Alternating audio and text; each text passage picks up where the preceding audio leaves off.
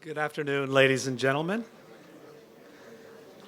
It is my distinct honor to introduce the founder and president of StrategEast, Anatoly Motkin, who's going to give the opening remarks for the IT and State Eurasia Forum.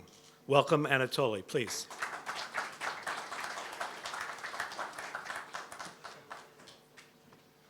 Thank you, Matt. Thank you, dear guests, for coming. And for us in StrategEast, the development of IT industry and the knowledge-driven economy in Eurasian countries is not only the GDP growth, exports income, and the creation of new jobs. The IT industry and the new digital economy at this region are the ultimate tools to introduce the values of transparency, the rule of law, and the private property protection. The IT industry development is bringing not only prosperity to Eurasian countries, but is also leading to their social transformation. Thus, the IT industry development in Eurasia is of interest not only to local IT entrepreneurs and developers. This is a common interest for everyone who is motivated by transforming society in this region towards the universal values. The leadership of Eurasian countries, international institutions supporting the reforms in the region, and the global IT industry. Gathering together all the stakeholders who are engaged in developing the IT industry in Eurasia makes our StrategEast State and IT Eurasian Forum a unique platform. Due to the intensive development of the IT industry in Eurasian countries, multiple forums and conferences dedicated to the technological innovations, startups, investments, and other technological and business aspects of IT are being held every month. The uniqueness of our forum is that it is dedicated to policymaking in this field. Working in the most of the Eurasian countries, StrategEast has highlighted the common challenges that impede the development of the IT industry in the region. Among them are the private and intellectual property protection, general legislation issues, the tax code, complex currency regulation, the educational system, and governmental interferences, etc. But Eurasian countries are also a source for a various solution to those challenges. A fairly high level of intellectual property protection is provided in the Baltic countries. Belarus and then Uzbekistan developed and adopted some of the most advanced legislative acts, contributing to the development of technology parks and the development of blockchain industry. Georgia, Armenia, and Kazakhstan provided the local IT industry with infrastructure by opening several technology parks on their territory. Interesting experiments in private education for IT professionals work in Ukraine and Belarus. The Belarusian example shows that the IT industry supported by the state can develop and grow by tens of % per year. And the Ukrainian IT industry, with its 200,000 developers, has been built from the scratch, from the bottom up, by local entrepreneurs without governmental support. The same can be said about the contribution of international institutions. In some Eurasian countries, they have achieved significant results in supporting the IT industry. USAID has opened several IT centers in eastern Ukraine. The GIZ has funded the creation of ICT cluster in Georgia, and the World Bank is developing digital infrastructure of Central Asia with Digital CASA project. Our forum has been planned as a platform where all the stakeholders of the Eurasian IT industry get together to share their best practices with their neighbors in Eurasia, where individual successful cases get a chance to become universal regional policies. Ministers, parliamentarians, representatives of government agencies are able not only to hear about these practices, but also personally communicate with their colleagues from countries where these practices were introduced. IT entrepreneurs have a chance to learn from their colleagues working in a more attractive legislative environment how to find common interest with the state to create such an environment. Representatives of international financial institutions and investment funds can see the Eurasian IT industry as a whole piece and to develop general regional approach. The StrategEast State and IT Eurasian Forum is going to get held annually in different Eurasian capitals and is actually forming Eurasian working groups on most of those issues relevant to the Eurasian digital economy. We're convinced that over the next year, until our next forum, the work of some of these groups will result in new legislative initiatives that will contribute to IT development, new investments in the Eurasian digital infrastructure, new educational programs for young professionals, and as a result, creation of new, highly paid jobs throughout Eurasia. Thanks to all this, the new generation of Eurasian youngsters will emerge, for whom the rule of law, the private property protection, and zero tolerance for corruption would be as natural as for their peers in the United States and European Union. We should always remember that the most valuable and non-renewable resource is our time. I'm convinced that this forum will allow all of us to save it on the way to building up a new Eurasian digital economy. Thank you.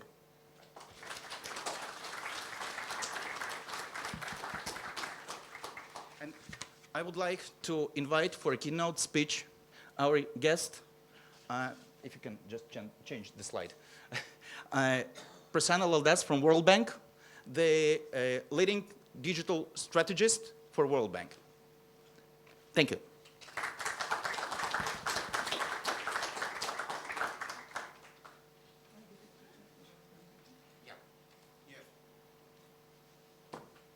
Here is your clicker.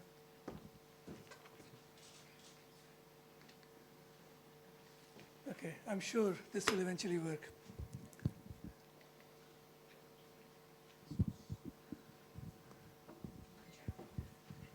So thanks a lot, Anatoly, and let me start by saying what an absolute pleasure it is to be here in the beautiful city of Kyiv.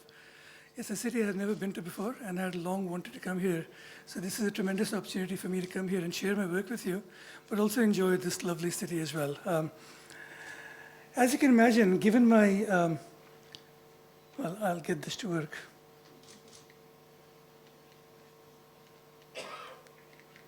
Okay, maybe we'll do it without the presentation. Can I get some tech support, Anatoly, while I get started? So. It's probably in the back. We need to point it. Okay. I think we're getting it. Okay, so like I was saying, my first time in Kyiv, I was very excited to be here. And like many of you, I sort of started planning my trip here with a little visit to Google. And I looked up Kyiv in Google, and I got about 47 million results, which is actually pretty good. Then I looked for New York City, just out of curiosity, and I got, I think, I can't see the numbers from here, but several billion results for New York City, right? And that's part of the story I want to tell you. 47 million for Kyiv, and that's mostly in English, probably a little bit in Ukrainian, but several billion for New York City. And that, to me, is where the digital economy stands right now. When we talk about digital economy, we often like to say that data is the foundation of the digital economy. Without data, there is no digital economy. So as countries like Ukraine and other countries in the region start talking about digital economy, they need to start thinking about data first. But the challenge, the foremost challenge that we see is the challenge of data poverty. If you're going to build an economy around data, if you don't actually have the data to build the economy around, your digital programs can only go so far. So that's going to be one of the themes in the presentation I'm going to make today, is how do you go from where you are now to a successful digital economy on the lines that Anatoly just described, but built on the foundations of proper access to, collection of, and management of data resources. So that's the rough story here today. As we continue to keep moving, or we try to keep moving in the right direction, hopefully. Like, you know what, I'm just going to give up on the presentation. We'll just talk without the presentation itself. Yeah.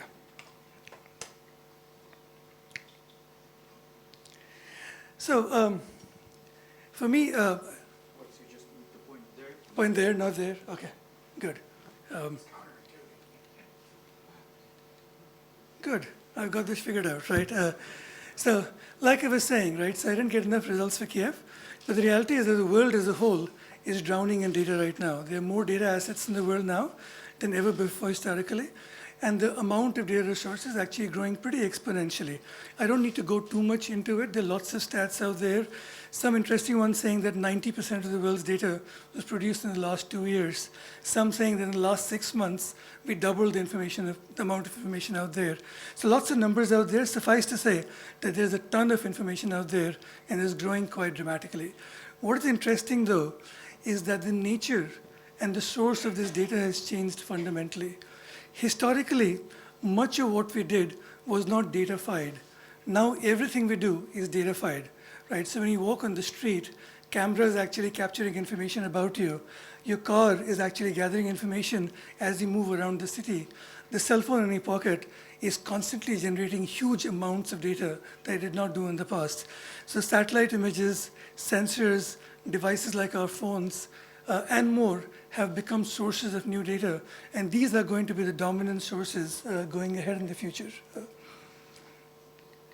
Some other interesting things about this data, and I can't see any of that on the screen, but think of it this way, right? So even if you look at how we generate data, some interesting numbers out there. So 10 years ago, we had 300 data interactions, so to speak. So going to Facebook counts as a data interaction. Now we have 5,000 data interactions per day as individuals, which is a pretty dramatic number. Also, what's interesting is that 30% of the data right now is real time. And real time data is a pretty new phenomenon. In the old days, data used to be captured at a particular point in time, and by the time it actually got to a user, it was 6, 12 months later. Now information is captured and used in real time, all the time. And that is kind of interesting. And that is happening a lot because machine data, and I will get to that slide, is becoming the dominant type of data, right? So I mentioned just a while ago, data coming from human beings is pretty important. So when you go to Facebook, for instance, when you type a search result in Google, for instance, that is human data, right?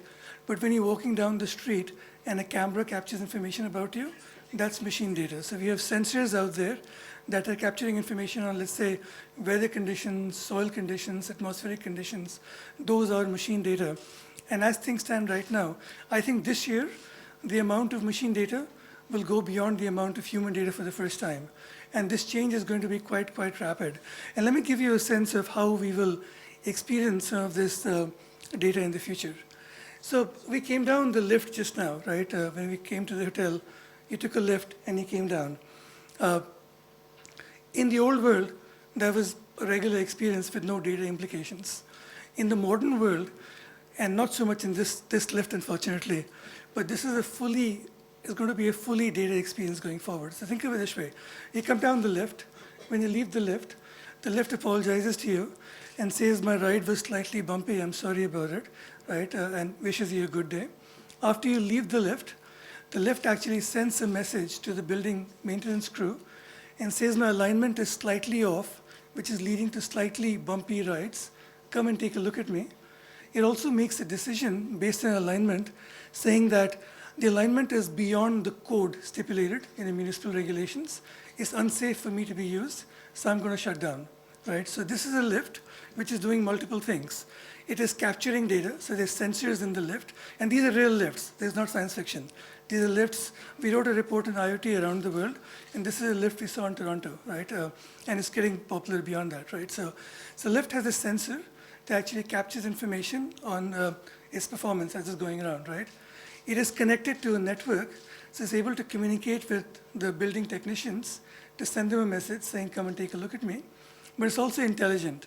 It knows that beyond a certain threshold, I'm no longer safe to use. So it actually makes a decision autonomously to shut down, right? So it's got all those. And our experience in the future is going to be like this. There is going to be data in all our physical infrastructure. It's going to be intelligent. It's going to be sensory. It's going to make decisions. And it's going to affect how you and I live. It's going to make, hopefully, our lives safer, right, in many ways in this context. But it's also going to lead to a whole range of implications I'm going to talk about just a bit from now. But think of that as the future of what we're talking about. And think of terms like artificial intelligence and others as a way of experiencing data. So data is at the foundation of the digital economy. We don't actually see that in physical form because it's bits and bytes, right? But people build services using techniques like the fourth industrial revolution, for instance, artificial intelligence, or blockchain and others, all these sort of application areas. But through those, we experience a digital world based on the foundations of data. And this actually is not bad. A lot of this is actually good news. And again, my presentation is not working, so I should have tested this before. But anyway, a lot of this is actually quite good for us. Significant positive implications for us as individuals, for us as businesses, and for us as governments. There are lots of positive things out there, right? So Anthony was talking about transparency and corruption, right? Digital societies, by default, are less corrupt and more transparent, right? Not necessarily fully so, but less so, because digital interactions leave audit trails. They make you actually access information that you could not do in the past. So lots of benefits like that, right? But think of other benefits, right? So individuals. I was able to go to Google and learn about Kyiv much faster than I would have in the past. In the old days, I might have had to buy a travel book or get an assistant to somebody else to look at it. So I've saved time and money in doing that, right? Through interactions, through applications like Alibaba or Amazon, I'm able to conduct transactions that would have been very expensive in the past. But businesses themselves are gaining a lot in this way, right? So if you go back to the Alibaba example, if I'm a small business, I'm able to reach customers around the world that I could not have in the past. It was very, very difficult for me to do that in the past. Or simple things like interacting with my local regulators, for instance. I gave you the lift example. The reason that was created was to actually make building inspections much more transparent and much less corrupt. In the old world, lifts like this would need to be inspected by building inspectors every 6 months. Quite often, they would not show up. Quite often, there were opportunities for corruption, so to speak. You could pay the inspector off, or the inspector would not inspect it or give you a fitness certificate without some financial transaction off the books, right? The idea behind technologies like this is to make businesses, sort of make it easier for them to comply with regulations and cut out the middleman and remove both the friction, but also corruption and other things. So this has been good for business as well, and for governments themselves, right? Opportunities to actually engage with citizens much more directly, provide services much more transparently and much more effectively. So lots of examples out there of people actually getting, let's say, building permits faster, or actually getting your income tax done faster. Estonia was mentioned just a while ago. Estonia, it takes about 10 minutes to file your income tax every year, 11 minutes, I think, a couple of years ago, right? And that's because they have all the information digitally available to them. They've rethought the role of the government, and the government now is a service provider rather than somebody that requires tax filings from you. So your experience is the government actually fills your tax records for you, and you verify it, right? So the role of the government has changed quite significantly. So lots of different ways of providing and experiencing those services. If you look at SDGs, and I have a few examples out there, I won't go into that, but SDGs are supposed to measure the effectiveness of development initiatives around the world, right? So if you look at labor, for instance, simple information like what skills exist in, let's say, Ukraine right now, how is the skills mix changing, what skills do companies actually want at this point, what is the job market looking for, are Ukrainians actually able to find jobs in Ukraine, or are they leaving Ukraine to find those jobs, which job family is actually leaving Ukraine, which job family is actually coming into Ukraine. All these things, very hard to actually ascertain in the past, now much easier. So in the bank, we have a partnership with LinkedIn, and we use that data to actually give you information like this. So with LinkedIn, we're able to actually track what kind of skills people in different countries actually have, how they're reporting it. And there's not perfect data, but it gives you a good sense. It gives you a sense of, as people move jobs, right, you're able to see sort of what jobs are people moving from and which jobs are they moving into. Are they moving across geographies, for instance? Are those geographies within the country or outside the country? And those are useful spurs for governments to actually start thinking from a policy perspective.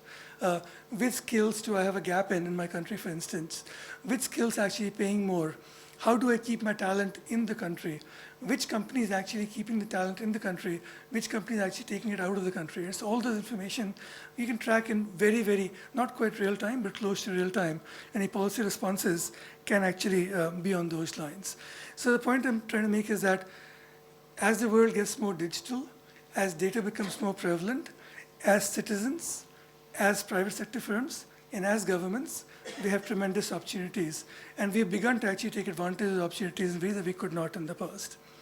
If you look at the private sector and how they are growing, a couple of interesting things on this slide. If you look at the 10 most valuable countries in terms of their market capitalization, you'll see that 7 of them are actually digital or data-driven companies. So companies like Facebook or Alibaba or Amazon that did not even exist 30 years ago. So here's come this brand new sector, and it's not just been successful, but it's been dramatically successful at a scale that would have been very difficult to predict 20 years ago, right? And they've pretty much taken over the corporate landscape. 7 out of 10 is actually pretty good. And the 3 that are not data-driven are actually becoming quite data-driven already. Sectors, so Exxon, for instance, right, which is still up there, right? The mining sector, natural resource sector, is becoming quite data-driven very, very rapidly.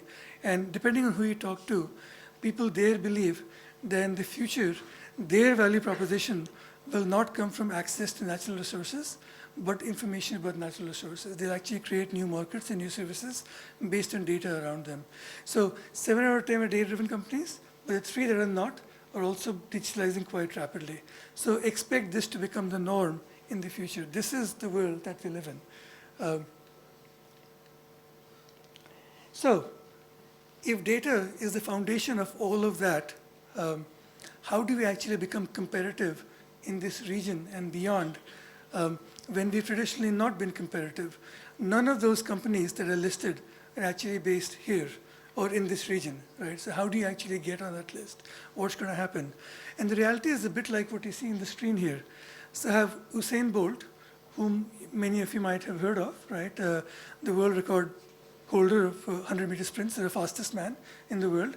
And then we also have the Formula One world champion, right, there, right? And the world actually is a bit like that. So one part of the world is people like Usain Bolt, very skillful, who can run really, really fast, right? But then they're competing against guys in cars, right? So those guys, like Usain Bolt, if he were a programmer, he could be the world's finest programmer, but if he doesn't actually have access to the data that the Formula One racer has, there's only so far he can go. There's only so many races he can be competitive in going forward. So that's where we are right now. Just some evidence of the data gap or the data poverty we're talking about. And I'm going to point it in the right direction. So just look at the number of websites in the world, right? See how many of them are in English and how many of them are other languages, right? So English is more than 50% right now. Eurasian languages actually don't even figure in that list, right? So you don't actually exist in the web world, so to speak, right? So your services, unless they're in English, they're not really accessible to people around the world. Your market with your current services is very, very limited. So you need to actually become more present in that world, and you're not quite out there. Look at other examples. If you look at things like, where is the data in the world right now, right? So a couple of stats. If you think of where the data is actually stored, 80% of the world's data is stored in either the US or China, right? So you are actually dependent for your digital economy on data that's actually not here. It's somewhere else, and you could lose access to it quite easily, right? In some cases you do. If you look at who's actually producing the data, if you look at the raw material, if you think of data as sort of a raw asset, who's actually producing the data, right? About 50% of the world's data is being produced in US and China right now. And if you look at that graph, Eurasia actually is not quite in that space. If you're looking at what people are doing with their data, if you look at the chart on the right, North America, which is based in the US, with 5% of the world's population, has about 35% of the world's internet traffic, right? So they're doing a lot. A third of the world's activities online are being done by 5% of the world's population, right? So again, a pretty unequal race that we're in right now. And if I keep going in the right direction, I gave you that wonderful story that 7 out of the world's 10 largest companies by market cap are actually data-driven companies. But if we start thinking about where they're actually from, here is one stat. So digital platforms are becoming quite prominent, right? So digital platforms is how you deliver data-driven services right now. So size of the digital platform economy is roughly $4 trillion right now. About $3 trillion of that is North America and China, right? Europe is about $500 billion, right? And Eurasia is counted as a subset of that, right? So it's a very unequal field again there. So the digital economy is growing dramatically. The world's most powerful companies are digital companies, but they're all in two countries, so to speak, most of them. None of them are here, right? So you're again in a space that you're way behind and you need to catch up. The data is not good for you, right? And the way to catch up is to start thinking about many things in the data economy, starting with the realization that without data, you will not be competitive, right? You can have all the regulations, you can have all the skills, you can have all the issues that go with that, but if you don't have data, you don't have a digital economy. Start with that. So how do you actually sort of start thinking differently about digital economy and the data economy, and what's so different about this space than traditional ways of IT sector or IT development, right? So think differently, right? So first of all, non-state actors are the most powerful actors in the data economy, right? So traditionally, when we think of economic growth, the state plays a critical role. When you've thought of IT sector as well, you've thought of the state actually playing a leading role depending on the country you're in. When you thought of data, traditionally, states held most of the world's data. Now, states hold a minority and a very small minority of the world's data. The data is actually owned by the private sector or non-state actors, right? And they are going to be the engine of data collection in the future. States will not be the engine of data collection in the future. You have to create a fertile ecosystem for the private sector to actually collect data more effectively and efficiently and give them the protections, including property rights that we heard about, intellectual property rights that we heard about. But you have to actually encourage them to create the basic foundation for data economy. Virtual communities that go beyond national boundaries are also becoming very, very critical. So when you think of a data economy, you can't think of nation states as the basis for your strategy. So Eurasia might be a good lens to look at it, but also other virtual configurations might be ways to start thinking about it. You don't have to be the prisoner of geography in the data world. Data flows quite easily across boundaries. You need to start thinking virtually as well, right? So that's one trend just to keep an eye on. Private sector, non-state actors, and virtual communities are a big player in the data world. The labor market itself is changing quite dramatically, right? So traditional ways of looking at labor, not that helpful anymore. So a couple of interesting trends, right? So one is human substitution technologies, so robots or just bots, right, or other AI technologies are on the march, right? So interesting stat the other day that Foxconn, the big manufacturer in China, laid off 30% of his workforce in a factory because they had bots and robots replace the work they did, right? If I look at this room here, and maybe I should ask you, do you think your job can be replaced by a machine 10 years from now? If you think so, raise your hand. So I congratulate you on your confidence, and I hope you're right.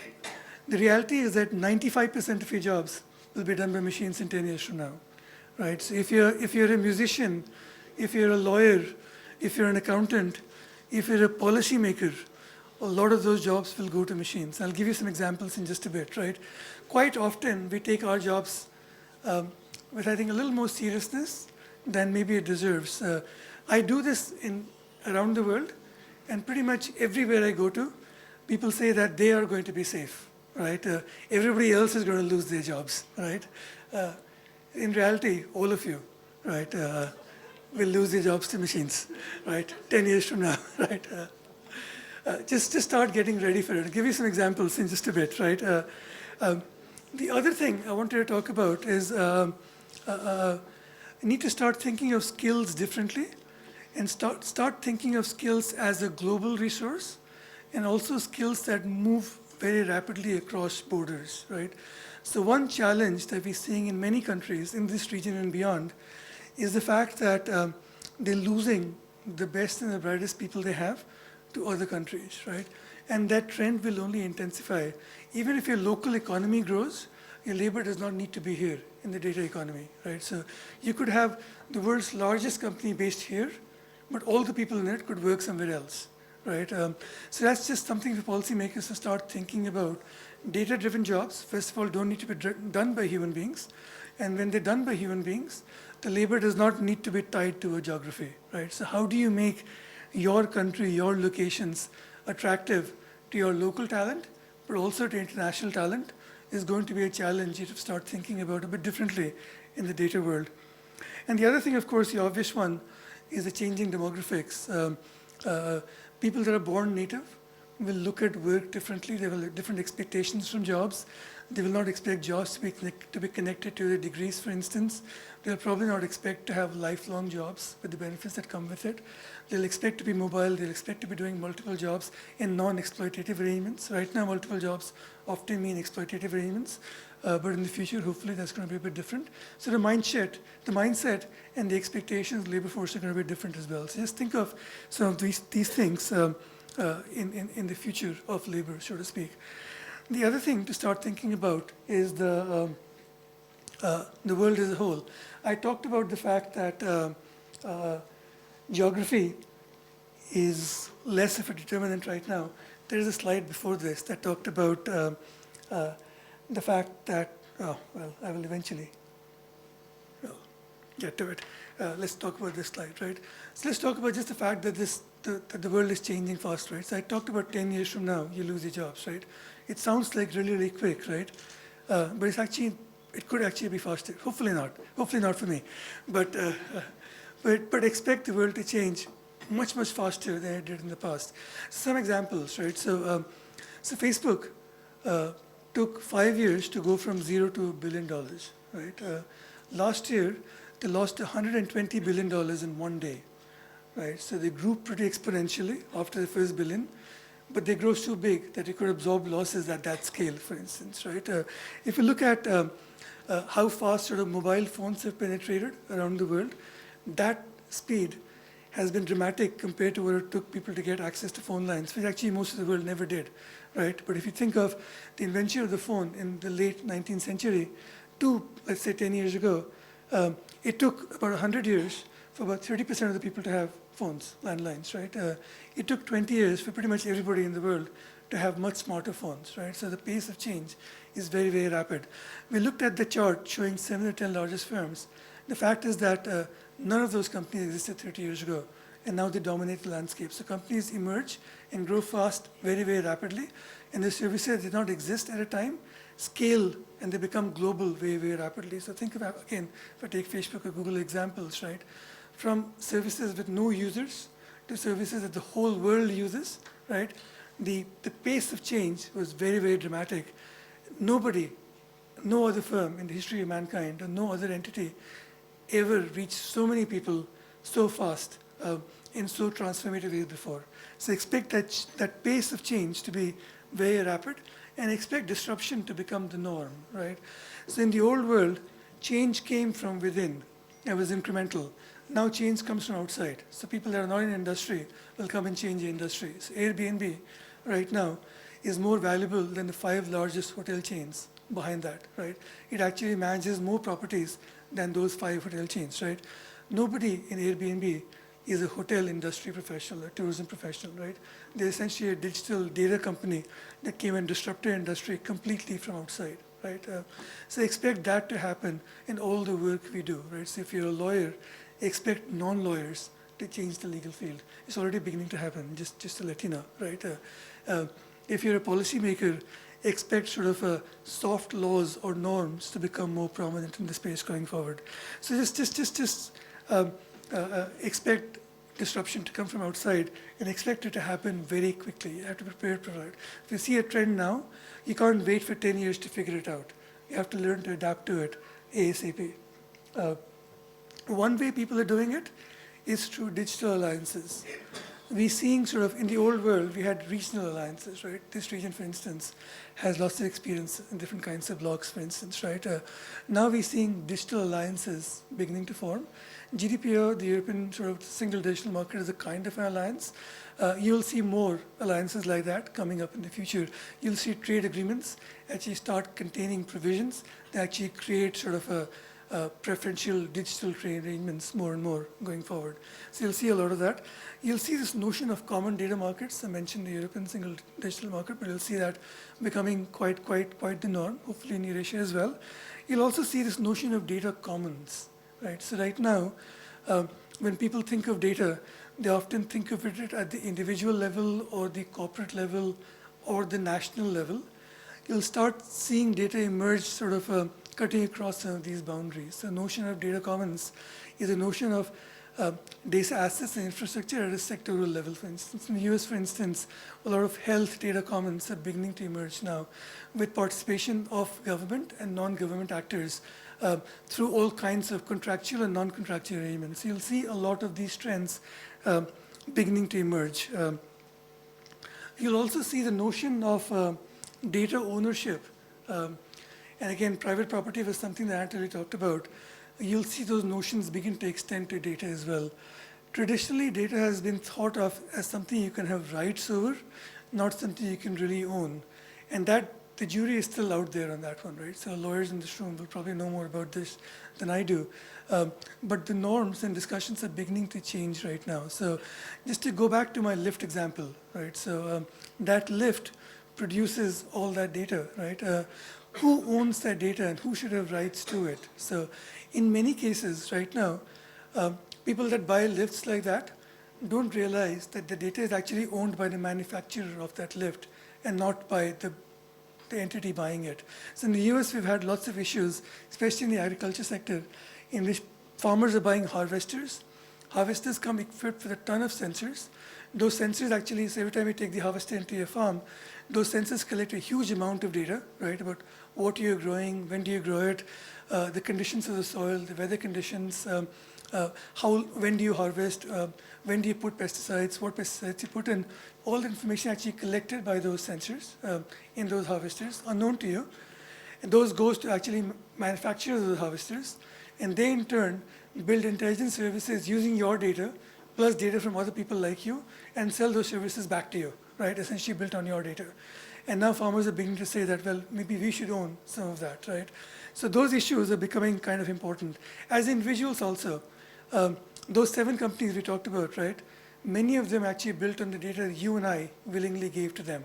So Facebook is a good example of that, right? So Facebook would not exist without us offering data to Facebook, right? But all the value, or a lot of the commercial value, goes to Facebook. We get some value back in turn as well, but Facebook actually gets disproportionate value out of that.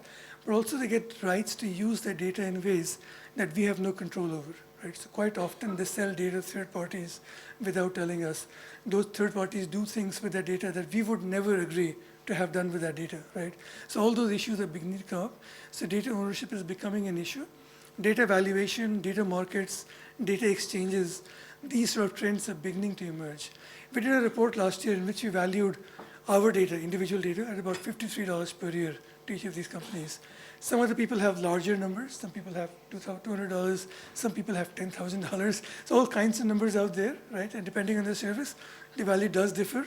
And depending on who you are, in which country you're from, the value does differ. But just the point that data ownership and data value are becoming critical conversation and policy issues beyond the realm of where they were just a few years ago. The other things that are beginning to emerge, so if data is so valuable, if data access is so valuable, right, traditional models of accessing this information and sharing this information don't work very well. So it's strange to think of open data as traditional, given that's only 10 years old, and in many countries you still don't have open data. But traditionally, data has been sort of accessed in pretty simple models. If you're the government, you essentially keep the data for yourself. Gradually, you're beginning to open some of that through transparency initiatives, and open data initiatives are the way you do it. And if you think you have open data, you think job done, right? The reality is that government data, we know, is a minority of the world's data, first of all, right? To the private sector itself, is beginning to realize that as individual organizations working on their own data, they get only limited value. Everybody wants to have access to everybody else's data in this world. And they want to be able to do it in sort of safe, secure, legally compatible ways, so to speak. So all kinds of legal models for information sharing are beginning to emerge. So I mentioned data commons as one model, but and I'm happy to talk to people afterwards as well about this. Just to say that information sharing or data sharing is going to be a huge policy issue in the future. In traditional models around open data are useful to a point, but we need to start thinking way beyond that, right? You also need to start thinking in terms of information control. Sadly, not everybody thinks of information as something they want to share. So different companies and different countries as well are beginning to sort of control information more than they ever did in the past. And that's a policy challenge. Depending on who you are, you might think that's a good thing or a terrible thing. I have my own personal opinions about it, but just wanted to sort of put the issue on the table right now and say that the technology is beginning to emerge to control data on scale that it could not do in the past. And there's something to think about as well. And discussion issues around like data sovereignty, for instance, or technology sovereignty, are beginning to emerge and becoming more and more sort of prominent in policy discourse. And that's just something you have to think about as you start thinking about data as a policymaker going forward. Again, there are lots of policy choices to make in that space that we can talk about separately. Transparency itself is becoming a different concept now. So traditionally, transparency meant that I'm going to tell you what I'm doing. I'm going to expose information to you, and that is transparency, right? And that is useful, and that'll continue to be useful going forward. But now transparency is moving to data applications rather than data itself. So who uses my data? What they use it for? Can you tell me what the algorithms actually mean? What can I change? So those issues are becoming more critical than just basic data transparency. In fact, some people argue that putting information out there is often counterproductive because most people don't have the capacity to absorb huge amounts of information, right? So quite often, one way to not be transparent is to dump a ton of information out there in non-usable fashion. So technically, you're transparent, but practically you're not, right?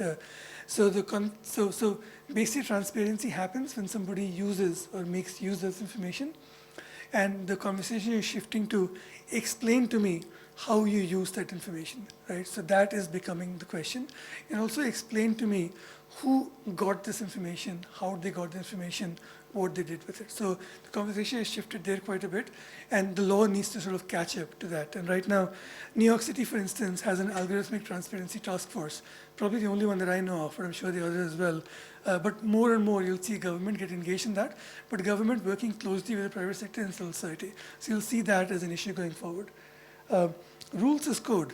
So how many people here are lawyers? I've been talking about lawyers for a while. So a few, right? So your job is mostest risk if this happens, right? So basically, open data meant putting information out there for machines to use. The definition of open data, as many of you know, is machine-readable data, right? So if you're looking at, let's say, travel information, if you publish fares as PDF files, then that's not open data, right? But if you publish fare information in a way that an application can actually consume that, machine readable, so that is open data, right? So that actually makes it powerful, right? So now, people, especially in Australia, New Zealand, and France, I think they're at the forefront here, are now beginning to talk about rule making as open process as well. So instead of writing laws for lawyers, you start writing laws for machines, right?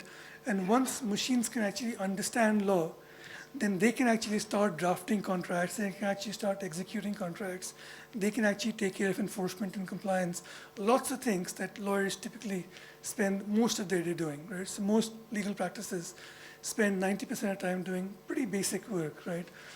Once laws become sort of machine readable, machine consumable, you'll see this becoming the norm. And we're seeing the sort of the initial work in that space going on at this point, but just something to start thinking about right now, because law will become data in the future, right? And that'll become the foundation of your policy framework in the future. So expect that to be a big issue as well. The other couple of quick things, there are many things we can go talking about, but a couple of other quick things I wanted to mention is that the digital economy right now is built on e-commerce and advertising. right? So those, again, if I go back to the slide, the largest companies, right? That's where the value has come from. That is such a small part of the economy, right? The real economy, so to speak, has not been affected by data and digital so far. So look at transportation, look at health, look at energy, look at natural resources, look at education, look at agriculture, big sectors, right? Which is where most of us really work and which is where the value comes from. That will transform quite dramatically. It'll become quite digital. And there are two ways of looking at it, right? One is to say that, well, let's see what happens. The other way is to say that, you know what, this is my real opportunity to get truly engaged in the data space, because the data in this space has not been monopolized yet.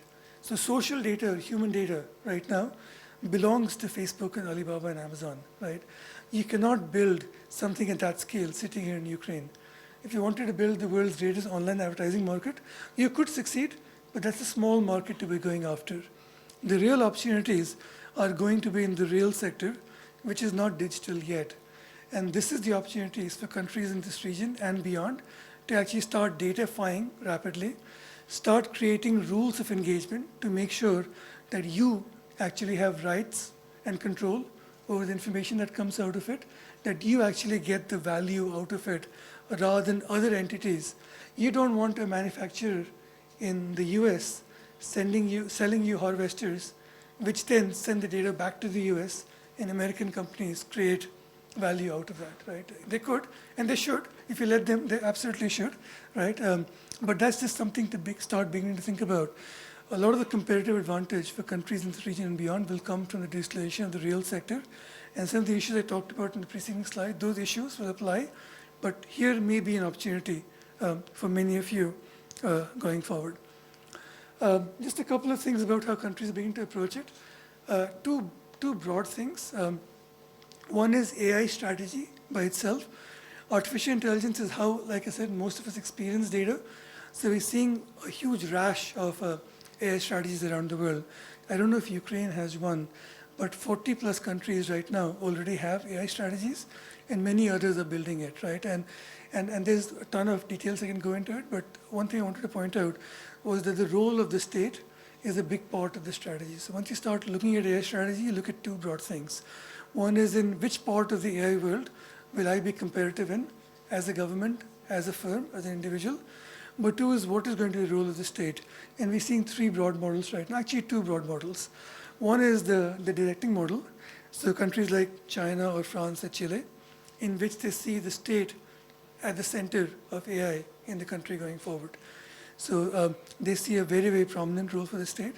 And then we have countries like Finland or the UK or Argentina, in which they have what we call an enabling or a facilitating model, in which they see the private sector as the engine for AI-driven growth, right? And the state plays a very important enabling role, but the actual work is done by the private sector. And of course, there's the US model, which is a very organic model, which is very laissez-faire, market-driven, right? The US also is kind of moving towards the second model right now, the enabling model. But the origins were in the more sort of laissez-faire model. But the other one, given that there would be no AI without data, right? And the place to start for most countries is to start with data strategies. How do you actually become a player in the data space going forward? And these strategies, again, tend to be pretty complex documents. They cover a whole range of issues, right? And I mentioned a few of them here. So data management is somewhere that most governments start with. Most governments have very poor data infrastructure. Agency data don't talk to each other. You don't collect most of your data. You don't use most of your data. So just building the infrastructure for data is where most countries are starting, but also companies. I was looking at mining the other day, and there's a pretty interesting stat. Mining firms use only 1% of the data they collect, right? So they're actually getting no value from data they're collecting. So the real sector, and that's pretty representative of most so-called real sectors, right? So most strategies start there. How do we actually get the data in one place, and how do we put into policy and process instruments to actually use that? But other issues, ethics is becoming a big issue. Social inclusion is becoming a big issue in data strategies, right? So how to make sure that you don't end up with a few very large firms, but your small firms actually are competitive. And how do you make sure that urban centers don't get disproportionate benefits but countries as a whole benefit. So that's becoming quite an issue as well, right? And then, of course, like I mentioned, focus on specific sectors. I'm going to show you just a little framework of how to look at data policies. And this is one way to start wrapping your head around in terms of practically. So all that theory was good, but practically how do I start putting in place mechanisms to actually address some of these issues? So we put a little framework together to actually drive action. So 3 broad pillars. One is something we call data as infrastructure. So this is a basic foundational, so not data infrastructure, so it's not databases or connectivity, but more than that, right? So creating rules to actually collect data, access data, share data, reuse data. So putting all that into place, the basic foundational elements, apart from traditional infrastructure, is a place to start. And there are lots of policy options there. The second big pillar that we look at is something called the trust pillar. So right now, we're living in an age in which all of us actually distrust data. If you go to Europe, for instance, or even, and you're in Europe, sorry.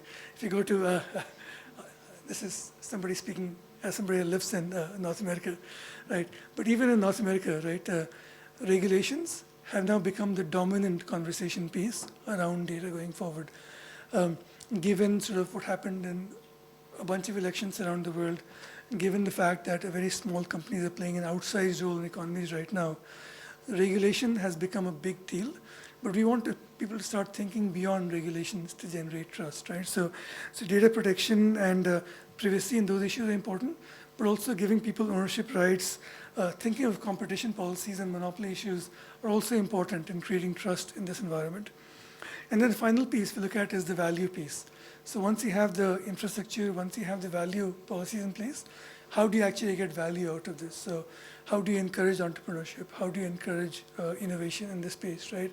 How do you get your sectors to actually become more data-driven? So that's the third area of policy making. And then we have sort of 2 horizontal pillars. One is the focus on institutions. So how do you actually strengthen existing institutions to actually become more data smart? How do you actually get some of those philosophies actually percolating into institutions? What we hear a lot from the private sector in particular is to say that, yes, my country has a data protection authority, but nobody in the data protection authority has ever been in a digital business. They don't really understand that digital world is actually quite different.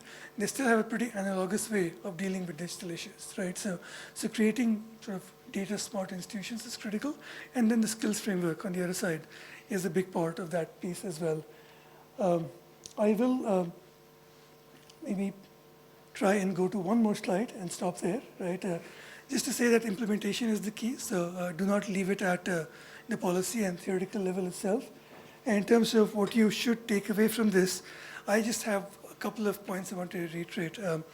One is that you cannot have a digital economy without data, and most of your countries, most of your firms do not have this data at this point, right? So you have to start becoming a player in the data space, right? Don't just talk about regulations and skills, but start building this raw asset without which you'll never be a player in the space, right?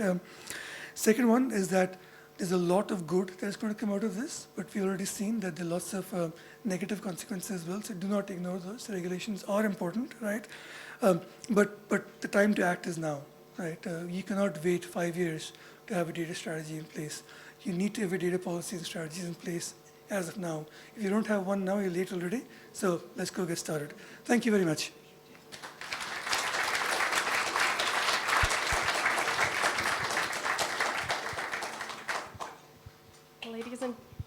Ladies and gentlemen, I'm delighted to invite you to a dinner, second floor, Oliver Restaurant. And please, a reminder that tomorrow we start at 8:30 a.m. We'll be happy to see you. Have a nice evening.